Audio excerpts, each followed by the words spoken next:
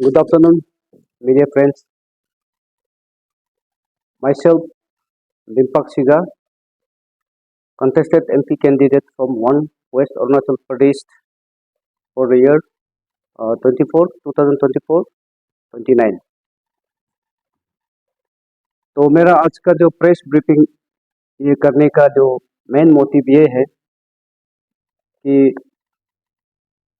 मेरे जो कैंपेन के दौरान मेरा जो लास्ट जो है MP इलेक्शन जो कैंपेन के दौरान अ, मैं बहुत सा जगहों पे गया है। तो उसमें वहाँ का पब्लिक का ग्रीवेंसेस तो पब्लिक का ग्रीवेंसेस पब्लिक लोगों ने अपना जो स्टेट का कुछ कुछ इश्यूज को लेके तो हम एक लीडर होने के कारण मुझे ये उन लोग जो जनता अरुणाचल का जनता लोगों ने कुछ कुछ इशू जो है कुछ कुछ अपना अपना एरिया का जो डिमांड है तो मेरा सामने में रखा है। तो अभी इलेक्शन होके अभी 6 मंथ हो गया है।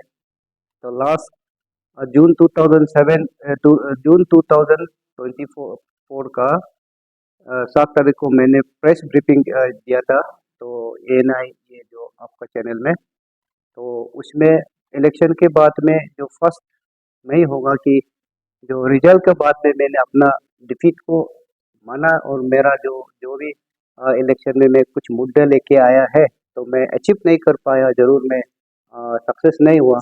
बट देन अभी भी मैं एक लीडर हिसाब से एक अपना जो ड्यूटी है, मॉरल रिस्पॉन्सिबिलिटी है, एक लीडर होने के नाते अपना स्टेट के लिए पब्लिक के लिए जो सोचा था तो उसी को ध्यान में रखते हुए तो मैं आज आप लोगों के सामने में ये प्रेस ब्रीफिंग कर रहा हूँ। तो ये इसमें कुछ इश्यूज है, कुछ मुद्दा है। तो मैं आप लोगों को बताना चाहूँगा कि मैंने वो इशू को मैंने गवर्नमेंट ऑफ अरुणाचल को जो हमारा जो अभी का प्रेजेंट जो CM है पेमा खांडू सर को मैंने रिप्रेजेंटेशन एक दिया था। तो मैं उसको अभी पढ़ के आप लोगों को सुनाऊंगा। ये जो आप लोगों के माध्यम से जनता को बताना चाहूँगा कि मैं इलेक्शन के बाद में जैसे को बहुत से लोग हैं जो इलेक्शन कंटेस्ट करता है, लीडर बनता है, लेकिन आगे फर्दर और आगे मतलब जो आता नहीं है, तो वो लोग बीच में इधर उधर अपना अपना ये हो जाता है। तो मैं उनमें से नहीं हूँ। तो अभी मैं अपना जो रिप्रेजेंटेशन गवर्नमेंट को जो दिया है मैं उसको थोड़ा हाईलाइट करके आप लोगों को बताना चाहूँगा। फर्स्ट डेटेड अक्टूबर 18 अक्टूबर 2024 तो मैंने गवर्नमेंट जो है कि रिप्रेजेंटेशन दिया था। तो वो रिप्रेजेंटेशन जो ऐसे है कि पब्लिक ग्रीवेंसेस का जो हमको इलेक्शन के दौरान कैंपेन के दौरान में जो पब्लिक लोगों ने मुझे बताया उन लोग का इश्यूज को, उन लोग का प्रॉब्लम को मेरे सामने में जो लाया है। तो ये इस प्रकार से है। अ, दूसरी Pema Khandu honourable chief minister government of Arunachal Pradesh Itanagar Arunachal Pradesh, ये मैं एड्रेस करके ये कर रहा हूँ। Subject representation regarding public grievances and suggestion for immediate action. तो इसमें मैं अपना ये करने जा रहा हूँ। तो मैं अ, उसमें मेरा जो आगे जो है तो मैं अपना रिप्रेजेंटेशन हिसाब में गवर्नमेंट को प्लेस किया है। आई Shri बिम्पक सिगा, contested MP candidate from 1 West Arunachal Parliamentary Constituency, would like to bring to your kind attention a series of critical issues and public grievances that I encountered during my campaigning period. The many of these concerns have remained unsolved and have not adequately reached the government for swift action. With the intention of addressing this concern for the welfare of our state, I have categorized them under specific heads for clarity. Number one, home home minister concern. Home minister concern में जो कुछ कुछ issues है इसमें number 1 में है efficiency पियास्को। उसके बाद में है आपको जो है interstate boundary issue, late Tumi Gangkak murder case issue, एवरेस्टर तपी मरास मिसिंग केस। उसके बाद में है आपको परमानेंट CBI ऑफिस हमारा अरुणाचल में ये होना चाहिए। दूसरा जो है नार्कोटिक डिपार्टमेंट इंस्टॉलेशन, एक नार्कोटिक डिपार्टमेंट का जो वो एक होना चाहिए। और तीसरा जो है आपको जो है कि रिकॉग्नाइजेशन ऑफ शेर बहादुर थापा, श्री थापा एक मार्टर्ड है। हम ये जो 1962 वॉर का एक बहुत बड़ा ये जो है कि वॉर ये है, तो उसको अभी तक रिकॉग्नाइजेशन नहीं किया है। वो एक इशू मेरे सामने में आया था, मैं उसको भी ये। उसके बाद में क्रिएशन ऑफ अरुणाचल रेजिमेंट, जो हमारा जो आर्मी आर्म फोर्स लोगों का जो एक डिमांड है मेरे सामने में रखा है, तो मैं उसको गवर्नमेंट को जो है आपको उसको भी अवगत कराया है। उसके बाद में है special task force for border areas, जो हमारा असम अरुणाचल बीच में जो ये होता है, हमारा शायद फॉरेस्ट डिपार्टमेंट या पुलिस लोग जो उसको सफिशिएंट नहीं है, तो इसके लिए वो देखने के लिए एक स्पेशल टास्क फोर्स क्रिएट करने से ठीक रहेगा, वो हम ये किया है। उसके बाद डिप्लॉयमेंट ऑफ एडिशनल फोर्स, तो डिप्लॉयमेंट ऑफ एडिशनल फोर्स हमारा जो आर्म फोर्स है बॉर्डर एरिया, बॉर्डर में स्पेशली इंडो चाइना बॉर्डर में जो है अभी आउटपोस्ट ऑलरेडी है, बट देन वहाँ में आपको कई कई ऐसे वल्नरेबल एरिया है जहाँ से इंट्रूडर घुस सकता है, तो उसमें जो वैसे जगह में हमको रीडिप्लॉयमेंट जो है सफिशिएंट डिप्लॉयमेंट होना है, इसके लिए दिया था। और उसके बाद में आपको रिफ्यूजी सेटलमेंट इश्यूज है, तो ये रिफ्यूजी सेटलमेंट इसके लिए भी एक कॉम्प्रिहेंसिव एक ये आपको पॉलिसी प्रोग्राम करने से ठीक है कि इतने साल से ये जो इशू आता है उसका बाद में और मतलब साल ब साल चलते रहता है, लेकिन इसका कोई एक सोल्यूशन परमानेंट सोल्यूशन नहीं है। ये है होम मिनिस्टर कंसर्न करना, जो कंसर्न गवर्नमेंट ऑफ अरुणाचल का है। उसके बाद में मैं जाऊंगा ये मिनिस्टर ऑफ एजुकेशन कंसर्न का। तो मिनिस्टर ऑफ एजुकेशन का कंसर्न का इसमें है एसएसए का ये जो सैलरी डिसबर्समेंट, जो एसएसए टीचर है जो स्पेशली गवर्नमेंट ये का, तो उन लोग का रेगुलर सैलरी नहीं मिलता है, तो इसके वजह से उन लोग का फैमिलीज ये सब में आपको जो बहुत प्रॉब्लम होता है। तो उसका वो भी मेरा इलेक्शन कैंपेन का समय में बहुत सा लोगों को स्पेशली जो ये टीचर ग्रुप का लोगों को मिला है, उन लोगों का ये जो ग्रीवेंसेस था, तो उसका भी गवर्नमेंट इस चीज़ को ये करने से ठीक रहेगा। ये तो फिलिंग वैकेंट पोस्ट ऑफ ये जो कॉन्ट्रेक्चुअल टीचर, जितने भी जो आपको जो वैकेंट पोस्ट है टीचर का, तो उसको भी गवर्नमेंट जो इसको फिल अप करने से ठीक रहेगा। उसका भी बहुत हमारा अरुणाचल में बहुत सा स्कूल में टीचर नहीं है प्लस वैकेंट है, तो इसको देखने से ठीक रहेगा। उसके बाद में क्लबिंग ये डिफंग स्कूल, तो क्लबिंग जो है कि डिफंग स्कूल का जो है कि इसमें जो इसका ये the merger of non functional government school by the upgrading into a residential school under Subhash Chandra Bose Awasiya Vidyalaya, तो इसके अंदर में जो है आपको क्लबिंग करने से ठीक रहेगा, जहाँ में डिफंक्ट स्कूल है। तो ये एक रेसिडेंशियल ये है स्कूल होता है, इसमें गवर्नमेंट फंडिंग जो है ये गवर्नमेंट फंडिंग करता है, तो उसको आपको ये होने से स्ट्रीमलाइन भी हो जाएगा। उसके बाद में ये जो रिसोर्स जो टीचर लोग को भी उसमें क्लब करके वो मतलब उन लोग का ये फंक्शनिंग रेगुलर फंक्शनिंग हो जाएगा। उसके बाद में आपको जो है कि गेस्ट लेक्चरर का रिक्रूटमेंट है, आपको जो है transparent recruitment of guest lecturer in colleges should be done properly. तो हमारा कॉलेज में बहुत से कॉलेज है, आपको डिस्ट्रिक्ट डिस्ट्रिक्ट में कॉलेज है, सब्जेक्ट टीचर लेक्चरर नहीं है, तो अगर रेगुलर मतलब जो है कि टीचर लेक्चरर कम है, तो उसमें हम गेस्ट लेक्चरर का प्रोविजन जो है तो उसको रिक्रूट करने से ठीक रहेगा जल्द से जल्द। तो उसके बाद में एक मेरा इधर में और एक है ये है recruitment of special instructor that is dedicated, ये जो है कि PAT physical education teacher school में जो स्पेशली हमारा डिस्ट्रिक्ट लेवल, और योगा टीचर, उसके बाद में और एक म्यूजिक टीचर।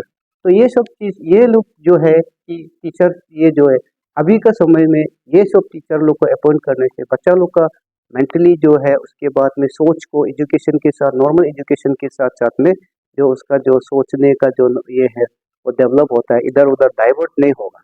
तो ये इसका गवर्नमेंट जो है रिक्रूट करने से ठीक रहेगा। ऐसे पीटीए टीचर तो एक दो है कोई कोई स्कूल में, लेकिन हर स्कूल में नहीं है, specially higher secondary secondary school में, तो ये रिक्रूट करने से ठीक रहेगा। और उसके बाद में skill development, the introducing the vocational course along with the model ये normal degree course in the government colleges such as आपको mason work, carpentry, welding, wiring। उसके बाद में आपको मोबाइल रिपेयरिंग, टेलरिंग, नीटिंग, ये जो nursery, mushroom cultivation, bee keeping etcetera, so that After passing out from the college, those students may engage themselves in this work without any hesitation, even they may not absorb in government department. ये हमारा सिर्फ government का college का जो आपको सिर्फ educational ये करता है, लेकिन उसके साथ साथ में हमको ये जो वोकेशनल ये है कि कॉलेज में जो स्पेशली डिस्ट्रिक्ट का जो कॉलेज है उसको इंट्रोड्यूस करने से क्या रहेगा इसका। जैसे अभी हम कॉलेज डिग्री कर लेते हैं 3 इयर्स, फिर ये वोकेशनल कोर्स करने के लिए हमको अनदर आपको 1-2 साल या एक्स्ट्रा करना पड़ता है, एक्स्ट्रा एक्सपेंडिचर करना पड़ता है। तो गवर्नमेंट इसको पॉलिसी लेके ये सबको ये जो आपको नॉर्मल डिग्री के साथ साथ में इसको साथ में ये इंट्रोड्यूस करने चाहिए, तब जो हमारा टाइम और आपको अपना आपको सेल्फ जो है कि सस्टेन कर सकेगा। और कोई जैसे स्पेशली हम डिग्री किया है, बीए किया है, एमए किया है, लेकिन हम ये जो है कि मैनुअल काम करने का शर्म करते हैं, लेकिन हम कॉलेज लेवल से अगर हम इस चीज़ को प्रैक्टिस करके जाएगा तो हम उसको शर्म नहीं करेगा। कल हम जब तक हम कोई गवर्नमेंट नौकरी में या कोई अच्छा एब्जॉर्ब नहीं होते तो हम उसमें जो है कि अपना सर्वाइवल के लिए कर सकते हैं। तो ये एक मेरा इशू है। उसके बाद में मिनिस्टर ऑफ एग्रीकल्चर, तो मिनिस्टर ऑफ एग्रीकल्चर में आपको मैं गवर्नमेंट को minister of agriculture horticulture distribution of tools and fertiliser. तो potential farmer need access to proper agriculture tools and fertiliser for increase productivity. तो पोटेंशियल मतलब जो है कि हम लोग का जो गवर्नमेंट का जो जो आपको फर्टिलाइजर होता है, टूल्स होता है, तो सही आदमी को नहीं दे रहा है। तो आप बेनिफिशियरी थोड़ा पॉलिटिकलाइज होता है, तो जिसको जरूरत है, जो आदमी सचमुच का जो करता है उसको देता नहीं है, कोई इधर उधर आदमी को ये करके वो यूज में नहीं आता है। तो मेरा जो अपील रहेगा कि जो ऐसे आदमी को देना है जो सचमुच का उसको यूटिलाइज कर सकेगा। तो उसके बाद में एक है कोल्ड स्टोरेज फैसिलिटी। तो areas with abundant farming need cold storage installations to prevent wastage and enhance market ability.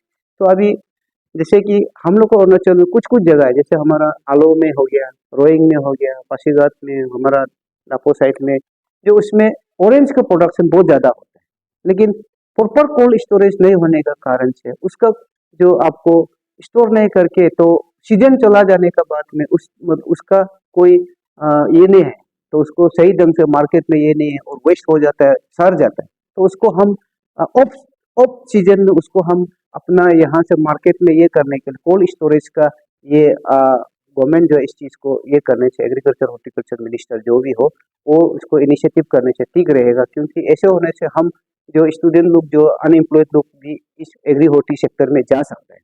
और दूसरा है मिनिस्टर ऑफ इंडस्ट्री। तो मिनिस्टर ऑफ इंडस्ट्री का भी एक मैं ये करूँगा, लैंड इंक्रोचमेंट जो है, stop encroachment of government industrial land must be strictly monitor to safeguard space for industrial development.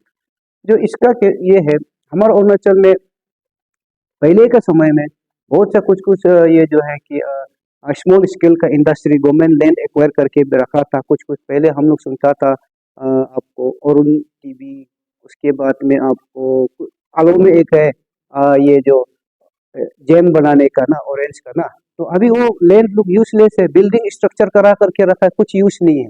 तो वहाँ का जो आलो में ऑरेंज का इतना प्रोडक्शन है, लेकिन गवर्नमेंट का तरफ से कुछ इनिशिएटिव नहीं है। वो जो है कि आपको ये जो है कि मेन और प्रॉपर्टी सब ऐसे प्रॉपर्टी ऐसे बैठा हुआ है, तो उसको रीयूटिलाइज करने के लिए कुछ एक मैकेनिज्म करने से ठीक है। वो सिर्फ नहीं है, और एक दो जगह में है जहाँ में आपको हम वेस्ट कामेंग में टमाटो सॉस बनाने का एक कुछ फैक्ट्री ये किया था उस समय में, तो वो भी अभी डिफंग होके बैठा है। तो ये सब इस चीज़ को गवर्नमेंट जो है, हमारा गवर्नमेंट ये जो प्रॉपर्टी को सही ढंग से यूटिलाइज करके उसको यूज में लाने से ठीक रहेगा, अगर फंड नहीं ये करता है तो ये सब है। उसके बाद में आपको दूसरा जो है ये जो आपको रिवाइविंग डिफंग स्मॉल स्केल इंडस्ट्री। तो ऐसे वाला बहुत सा जगह है स्मॉल स्केल इंडस्ट्री। आप नाहरलगुन में सी सेक्टर में आप जाके देखिए, एक समय में वो हम लोग का मतलब एटलीस्ट कुछ अरुणाचल का तो नाम सुनाई देता था। तो ये सब चीज़ है। और इवन आपको आप लोग कुछ साल पहले अरुण डेयरी बोल के एक मिल्क भी होता था, आजकल तो वो भी गायब हो गया। तो ऐसे मतलब हमारा जो है अपना इंडस्ट्री को स्टेट का ये मतलब गवर्नमेंट जो है कि जो अपना प्रॉपर्टी को जो है उसको सही ढंग से फंक्शनिंग करने का, उसको फंड एलोकेशन करके सही ढंग से करने से ठीक रहेगा। और minister of sports concern, minister of sports concern इसमें है हम जो है मल्टीपर्पज स्टेडियम एट ईटानगर जो है ट्विन टावर में सिटी में ईटानगर कैपिटल कॉम्प्लेक्स में। तो multipurpose stadium should be built in Itanagar to support a wide range of sports activities in the state। जैसे अभी हमारा यहाँ में छोटा छोटा कई ग्राउंड है ऐसे है, तो कुछ कुछ टूर्नामेंट ये जो है इवेंट ये करने के लिए भी हमको बहुत जगह में इधर उधर से ये करना पड़ता है। प्लस जो हमारा लड़का लोग है स्पोर्ट्स पर्सन लोग है, तो जैसे अभी इम्फाल में ये जो हम लोग ये जो है कुमन लंपक स्टेडियम, तो हम लोग वहाँ में पूरा जितना इवेंट का है वो यही है। तो बच्चा लोग जो हमारा लड़का लोग जो जो स्पोर्ट्स में इंटरेस्ट है, तो वहाँ में आपको मेंबरशिप बना के हर डिसिप्लिन का अपना अपना ये जो हिसाब से अपना वो प्रैक्टिस करेगा। तो हमको इधर उधर जाने का ये नहीं, तो इसलिए मल्टी पर्पज एक स्टेडियम ये करने से ठीक रहेगा। तो ये एक मेरा ये उसके बाद में ये एम्प्लॉयमेंट फॉर स्पोर्ट्स पर्सन, जैसे अभी स्पोर्ट्स पर्सन का जो है स्पोर्ट्स कोटा तो रिजर्वेशन है अरुणाचल में ना। तो एक इशू वो है कि जो लड़का लड़की हमारा जो अरुणाचली जो बाहर स्टेट में पढ़ता है, तो बाहर स्टेट में पढ़ के बाहर स्टेट का रिप्रेजेंट करता है, तो वो बाहर स्टेट का तरफ से खेलता है, लेकिन उन लोग को जो आपको जॉब अपॉर्चुनिटी ये है उधर तो नहीं है। तो हमारा हिसाब से मेरा गवर्नमेंट को अपील रहेगा कि जो हमारा sports quota within the quota का अंदर में स्पोर्ट्स कोटा है, तो विद इन द कोटा का अंदर में जो हमारा लड़का लोग बाहर में रिप्रेजेंट करके जो मेडल होल्डर, ये नहीं है कि जस्ट सिंपल पार्टिसिपेंट किया उसको देना, वो नहीं, मेडल होल्डर जो है उसको जो है विद इन द कोटा में से उन लोग को भी रिजर्वेशन देने से ठीक रहेगा। क्योंकि अभी हम वो जो हमारा बोलने का वो है कि हम बाहर में पढ़ रहे हैं, हम बाहर में डिग्री लेता है, तो हमारा गवर्नमेंट बोलेगा तुम बाहर से डिग्री लिया है, हमारे यहाँ में तुमको इंटाइटल नहीं, ऐसे तो नहीं होना है। भले वो बाहर स्टेट को रिप्रेजेंट किया हो सकता है, वो मेडल मिला है, अवार्ड ये किया है, लेकिन बाय बोर्न बाय ब्लड अरुणाचली है ना। तो अरुणाचली एज अरुणाचली के हिसाब में उसको भी हम लोग जो है रिजर्वेशन जो है reserve quota within the quota का अंदर में उसको रिजर्व कर देने से ठीक रहेगा। कि ऐसे वाला बहुत सा लड़का लड़की है बाहर में बहुत अच्छा खेल कूद करके नाम कमाने वाला है। उसके बाद में एक है ये, और आपको डिस्ट्रिक्ट स्पोर्ट्स ऑफिसर जो है स्पोर्ट्स डिपार्टमेंट में बहुत सा डिस्ट्रिक्ट का जो है एक डीएसओ जो है होल्ड करके चार्ज लेके बैठा है, तो न्यू रिक्रूटमेंट हो रहा नहीं। तो ये हमारा स्पोर्ट्स पर्सन लोग बहुत सा लड़का लोग अभी आ रहा है यंग लोग, तो डिस्ट्रिक्ट भी नया क्रिएट हो रहा है, तो इसलिए स्पोर्ट्स ये जो ऑफिसर का भी पोस्ट क्रिएट करने से ठीक रहेगा। वो भी आपको ये इसके अंदर में उसको एपीसीएस में देना है ना, ये कहाँ में देना है दैट इज डिपार्टमेंटली करना है, लेकिन एपीसीएस में देगा ग्रुप ये होने से। तो स्पोर्ट्स ऑफिसर का पोस्ट को भी गवर्नमेंट एडवर्टाइज करके पोस्ट क्रिएशन करने से ठीक रहेगा। ये स्पोर्ट्स ये का अंदर में है। और उसके बाद में मिनिस्टर ऑफ टूरिज्म में मैं आ रहा हूँ। तो ये सब जितना है मैं अपना ऐसे नहीं है, मैं इलेक्शन समय में जो हमको बहुत सा जो मेरा वर्कर लोग होता है या कोई दूसरा ये पार्टी का होने से भी जो हमारा यूथ लोग हमको मिला है उन लोग का ग्रीवेंसेस को हम प्लेस कर रहा है। और कुछ कुछ मेरा अपना जो हम एज ए पॉलिटिक्स में आने का पॉलिटिशियन के साथ मेरा अपना ये भी है। तो इसमें टूरिज्म का सेक्टर में बोलने से अभी जैसे कि हमारा अरुणाचल में पहले जो टूरिज्म ये कोर्स ये सब नहीं था पहले के समय में 90s के समय में। तो अभी जो है टूरिज्म जो है सब्जेक्ट जो एक है, बहुत सा लड़का लड़की जो है टूरिज्म डिग्री लिया डिप्लोमा पढ़ता है, तो वो सबको जो अभी डिपार्टमेंट में टूरिज्म डिपार्टमेंट में इसको डिस्ट्रिक्ट टूरिज्म ऑफिसर ये जो है कि और टूरिज्म इंफॉर्मेशन ऑफिसर ये दो पोस्ट और बाकी डिपार्टमेंट का अंदर में बहुत सा पोस्ट है। तो जो जो हमारा जो स्पेसिफिक जो टूरिज्म सेक्टर में जो डिग्री लिया डिप्लोमा लिया ये लोग को एब्जॉर्ब करने से ठीक रहेगा। तो ये गवर्नमेंट जो पोस्ट और वैकेंट पोस्ट है तो बहुत सा वैकेंट पोस्ट होगा, तो उसको आप गवर्नमेंट जो है इसको ये लड़का लोग को जो है अनएम्प्लॉयमेंट को अगर ये करना है तो ये सब चीज़ में वैकेंट पोस्ट को ये क्रिएट करने से ठीक रहेगा और एब्जॉर्ब करने से ठीक रहेगा।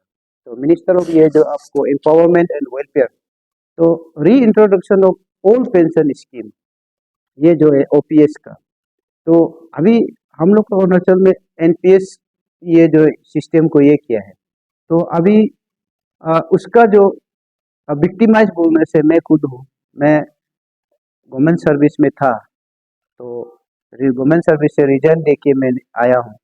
तो उसमें ओपीएस और एनपीएस में क्या फ़र्क है, क्या अंतर है, वो मुझे मालूम है।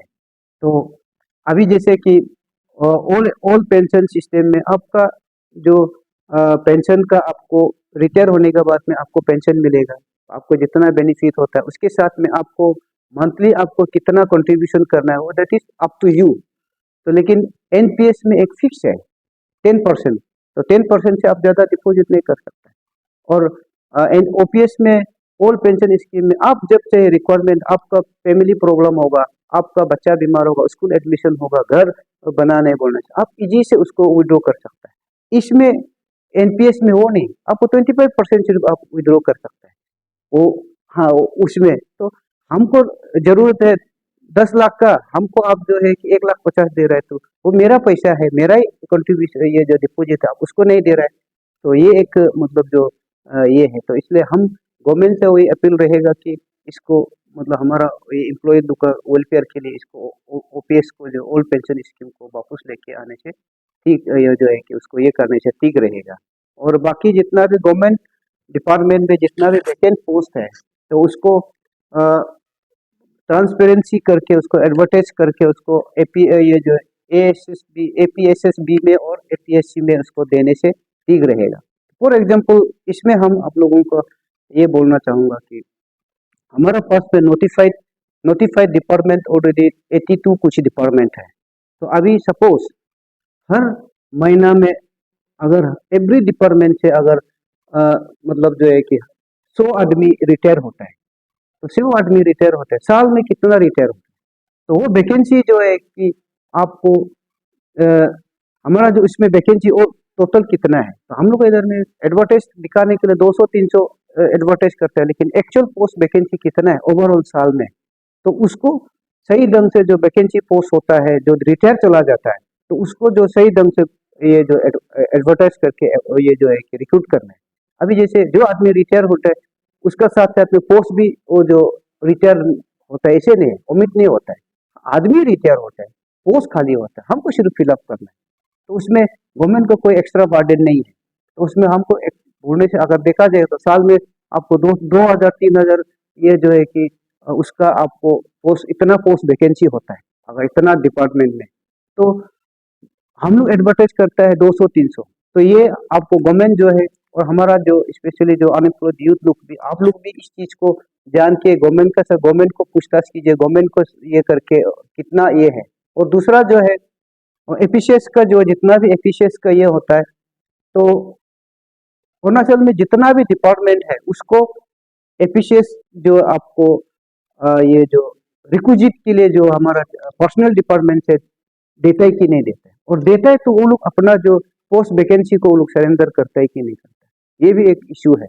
तो उन लोग का फॉर्मल बोलने के हिसाब से हम लोग हर साल लेटर इशू करते हैं कंसर्न डिपार्टमेंट को, ओल्ड डिपार्टमेंट को, लेकिन वहां से वो लोग जो है अपना नील नील करते हैं, लेकिन उसको वेरीफाइड करने के लिए सचमुच का डिपार्टमेंट में वैकेंसी है कि नहीं, या उसको आपको बैकडोर एंट्री करके पीछे से घुसाने का, ये सब बहुत चीज है। तो इस चीज को भी गवर्नमेंट को वही रिक्वेस्ट करेगा कि ये सब चीज को बंद करके, तो जितना भी पोस्ट वैकेंसी होता है, चीफ सेक्रेटरी जो है अपना कंसर्न जितना डायरेक्टोरेट है सेक्रेटरी को आप रिटर्न लेटर दिख के उसको जितना पोस्ट वैकेंसी होता है डिपार्टमेंट में, वो कमीशन को आपको एपीएसएसबी में दीजिए या तो एपीएससी में देके, उसके हिसाब से वो करने से ठीक रहेगा। और एक तो जो इसमें ये का आपको प्रमोशनल डिपार्टमेंट का प्रमोशनल ये का, तो डीपीसी, तो उसमें प्रमोशन का क्या होता है कि डिपार्टमेंट वैकेंसी पोस्ट होता है, तो क्या करता है ऑफिशिएटिंग और ये जो है कि डेपुटेशन का नाम में उधर में दूसरा लोग को बैकडोर से डाल देता है, और जो सचमुच का जिसको प्रमोशन होना है, जिसका सीनियरिटी लिस्ट में आता है, वो लोग को प्रमोशन होता नहीं, ब्लॉक करके रख देता है। तो कोई कोई का एज भी चला जाता है। तो ये सिस्टम को भी बंद करने से ठीक रहेगा। और गवर्नमेंट तो बोला था कि ऑफिशिएटिंग और डेपुटेशन सिस्टम को ये नहीं करेगा, अब एवरी 6 मंथ को ये जो डेपुटेशन ये जो है कि कमिटी डीपीसी बिताएगा बोला है, वो तो बिताता नहीं है।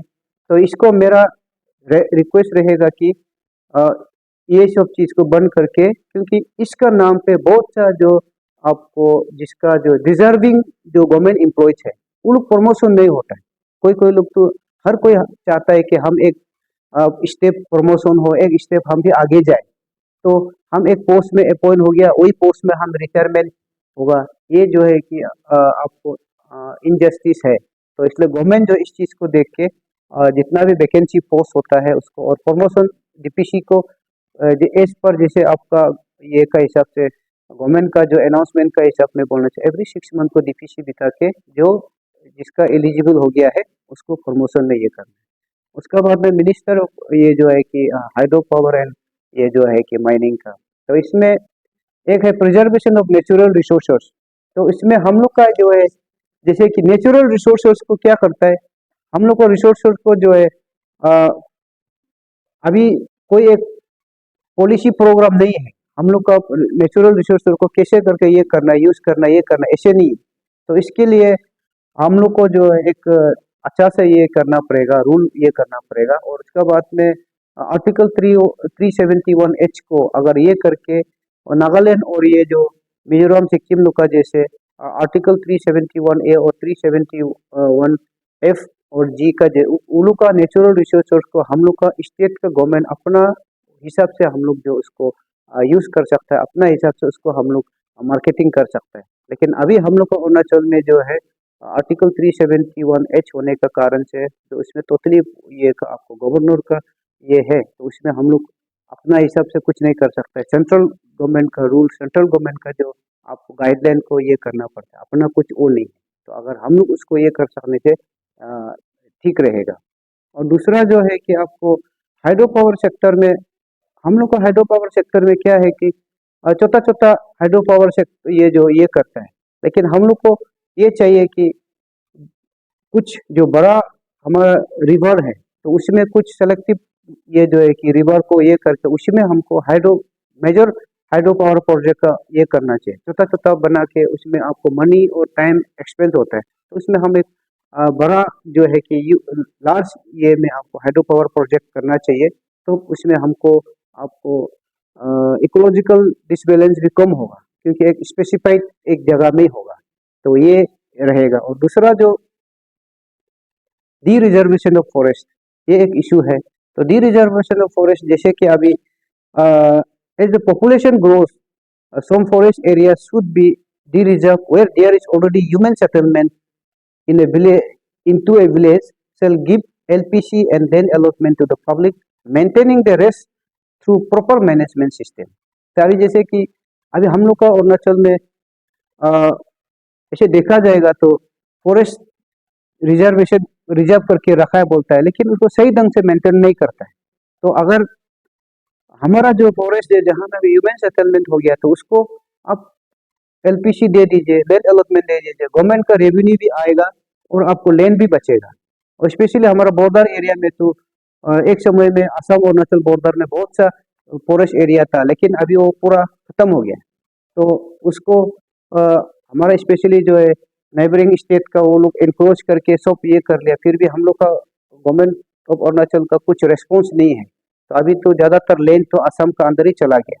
तो ये एक फॉरेस्ट का ये जो आपको डी रिजर्व करके और जो लैंड सेटल आदमी सेटलमेंट हो गया उन लोग को देने से ठीक रहेगा। और दूसरा जो है हमारा आपको लास्ट मेरा ये रहेगा मिनिस्टर रोड एंड कम्युनिकेशन। तो ड्यूरिंग माय ये जो है campaigning period I have visit so many sub division circle headquarter and villages. तो उसमें मैंने ये पाया है कि आपको जो है बहुत सा सर्कल सब डिवीजन और सर्कल हेडक्वार्टर में रास्ता ठीक नहीं है।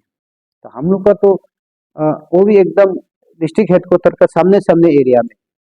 तो ये जो आपको वर्स्ट कंडीशन अभी भी है, इसको गवर्नमेंट जो है इसको देखने से ठीक रहेगा। और आपको जितना ये जो वर्क डिपार्टमेंट लोग को फंड अवेलेबल करा के ये करने से, और रोड बहुत सा रोड है हम मतलब भूलना नहीं चाहिए, बहुत बहुत से विलेजेस है तो अभी भी रास्ता नहीं है अभी। तो ये हम लोग बोलता है कि हम लोग सब बस्ती में रोड कनेक्ट हो गया पीएमजे थ्रू रोड से ये से, लेकिन अभी तक भी यार सर्टेन जो विलेजेस और सर्टेन ये जगह है अभी तक भी रोड कनेक्टिविटी नहीं है। तो ये हम लोग के लिए बहुत दुख का बात है अभी का ये समय में। और दूसरा जो है एक मोबाइल नेटवर्क का भी, तो मोबाइल नेटवर्क का भी ये जो बहुत सा बस्ती में जो BSNL का टावर तो लगा के रखा है, लेकिन वो अपग्रेड नहीं हुआ। अपग्रेड नहीं हुआ इन द सेंस आपको हमारा 4G से 5G या 3G से 4G अपग्रेड करना है, वो नहीं करने की वजह से हाँ टावर तो लगा के रखा है, लेकिन वो फंक्शनिंग नहीं है। तो ये गवर्नमेंट को मैं आप लोगों के माध्यम से ही बोलना चाहूँगा कि इस चीज़ को आप लोग गवर्नमेंट जो है कि देखिए और जितना हो सकेगा ये इसको रेस्टोरेशन करने का कोशिश कीजिएगा। ये था मेरा आज का ये है प्रेस ब्रीफिंग का जो मतलब मेन एजेंडा, वो जो हम ड्यूरिंग माय कैंपेनिंग टाइम हमारे सामने में जो इश्यूज जो पब्लिक का थ्रू से लेके आया, कुछ कुछ मैंने अपने जो जाके जो एक्सपीरियंस हुआ है स्पोर्ट में जाके वो बस्ती बस्ती में घुमा है।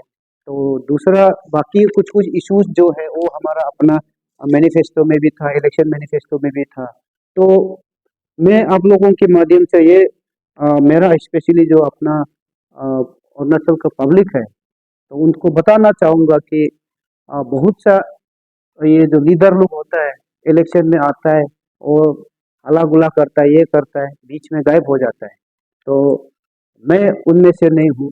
तो मैं आज मेरा जो आपको ये जो ये प्रेस मीडिया में आने का ये है कि हम अभी भी आप लोगों का जो इश्यूज को लेके, आप लोगों का जो उम्मीद है, आप लोगों का जो अ, एक जो सपना है, उस चीज़ को मैं प्लेस करने के लिए अपना ग्रीवेंसेस आप लोगों को ये करने के लिए मैं आज आप लोगों के सामने आया और गवर्नमेंट ऑफ अरुणाचल को ये बोलना चाहूँगा कि दिल्ली तो बहुत दूर है। हमारा लीडर लोग जो MP लोग जो है उन लोग उन लोगों को पहुँच के हम अपना ग्रीवेंसेस बताने के लिए हम लोगों को जो है बहुत ये है दूर है और उन लोगों के पास में हम लोगों से जो हमारा पब्लिक लोगों से मिलके उसका ग्रीवेंसेस सुनने का समय नहीं है। तो इसी का माध्यम से ये जो इश्यूज है, कुछ कुछ इश्यूज है, ये आप लोगों के ये जो सोशल मीडिया के माध्यम से आपको मैं ये हमारा पब्लिक का जो अरुणाचल का जनता का जो ये दुख तकलीफ है, प्रॉब्लम है, उसको मैं गवर्नमेंट को बताना चाहूँगा और आशा करता है कि गवर्नमेंट जो है स्टेट गवर्नमेंट जो ये सब चीज इशू को और अपना स्टेट का अंदर में जो इश्यूज है वो गवर्नमेंट अपना स्टेट लेवल में जो इसको टैकल करके सोल्व रिजोल्व करें और बाकी जो है आपको सेंट्रल लेवल का है तो सेंट्रल लेवल का होने से हमारा जो दो MP है वेस्टर्न और ईस्टर्न पार्लियामेंट्री में का, उसके बाद में आपको राज्यसभा में एक है। तो पब्लिक का ये ग्रीवेंसेस को आप आने वाला जो असेंबली पार्लियामेंट सेशन होगा उसमें अपना MP को क्योंकि सेम पार्टी का है, आप उसको ये जो इंस्ट्रक्ट करके ये इशू को जो पब्लिक इश्यूज है उसको उतारने से ठीक है। स्पेशली हमारा बोलने से ये का बॉर्डर इशू है, ये आपको ये ए, ये का आपको रिफ्यूजी इशू है, ये सब चीज़ को उठाने से पार्लियामेंट में उठाने से ठीक रहेगा और हम ये नहीं चाहते हैं कि प्रॉब्लम को हम पास ऑन करते जाओ। हमारा समय में प्रॉब्लम है तो हम उसी में सोल्व करने का कोशिश करने से ठीक रहेगा। हम आने वाला के लिए जो इश्यूज को सोल्व नहीं करके उसको बढ़ाते रहेगा, ये ठीक नहीं रहेगा। तो दैट्स ऑल।